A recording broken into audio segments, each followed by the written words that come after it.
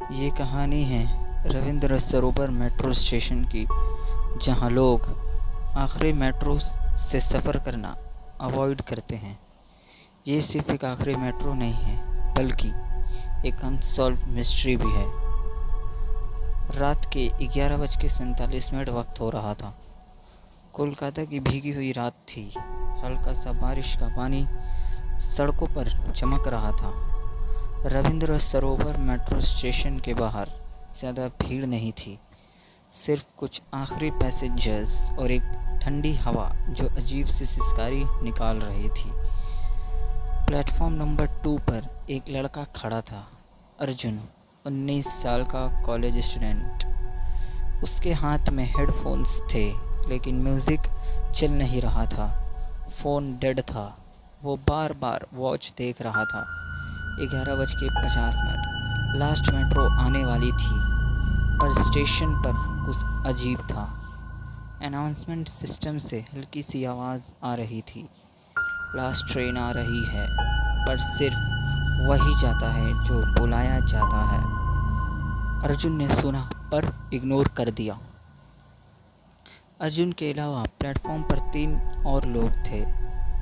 एक बूढ़ा आदमी जो बार बार एक ही जगह देख रहा था, एक लड़की रेड साड़ी में जो अपना चेहरा नहीं दिखा रही थी, एक सिक्योरिटी गार्ड जो ज़्यादा बोल नहीं रहा था।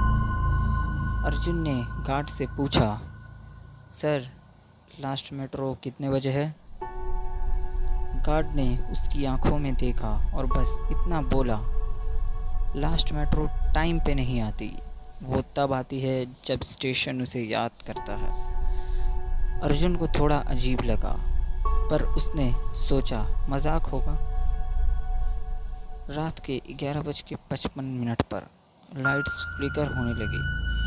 प्लेटफॉर्म के एंड पर एक टनल था जहां से नॉर्मली ट्रेन आती थी, पर आज वहां से ठंडी हवा के साथ किसी के फुटस्टेप की आवाज़ आ रही थी, पर कोई दिखाई नहीं दे रहा था। रेड साड़ी वाली लड़की अभी भी चुपचाप खड़ी थी, लेकिन उसके पैर उल्टे डायरेक्शन में मुड़ गए थे। अर्जुन ने जब देखा, उसके दिल की धड़कनें तेज़ हो गईं और उसने सोचा, ये कैसे पॉसिबल है? रात 12 बजे एक तेज़ हॉर्न की आवाज़ आई, पर कोई ट्रेन लाइट्स नहीं, सिर्फ अंधेरा था। फिर अचानक टनल से एक ट्रेन आई, पर वो ट्रेन नॉर्मल नहीं थी। उसके लाइट्स पीले और लाल ब्लिंक कर रहे थे। विंडो के अंदर कोई चेहरा क्लियरली नहीं दिख रहा था। ट्रेन बिल्कुल साइलेंट थी, कोई साउंड नहीं। डोर्स खुले, अनाउंसमेंट हुई, boarding for last passengers, no return journey.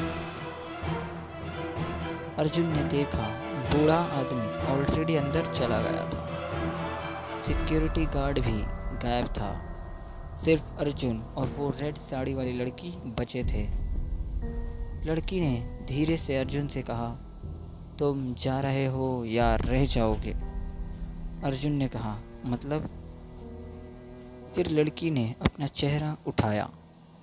उसका चेहरा नॉर्मल नहीं था। उसकी आंखें बिल्कुल वाइट थी, जैसे कोई रोशनी नहीं। फिर उस लड़की ने कहा, यहाँ से जो मेट्रो जाती है वो डेस्टिनेशन पर नहीं, किसी और जगह जाती है। अर्जुन जब भी बाहर देखता, प्लेटफॉर्म अब खाली हो चुका था। स्टेशन की लाइट्स अब रेड हो गई थी। ट्रेन के अंदर सभी पैसेंजर्स चुप थे। किसी की आंखें ब्लिंक नहीं कर रही थी और हर विंडो के बाहर स्टेशन नहीं, सिर्फ अंधेरा था।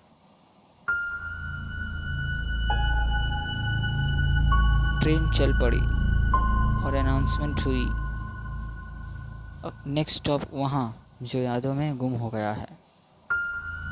अर्जुन ने अपना फ़ोन निकाला।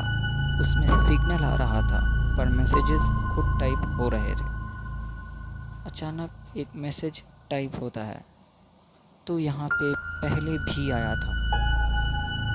अर्जुन कंफ्यूज हो जाता है। फिर उसने विंडो में अपना रिफ्लेक्शन देखा, पर रिफ्लेक्शन में वो अकेला नहीं था।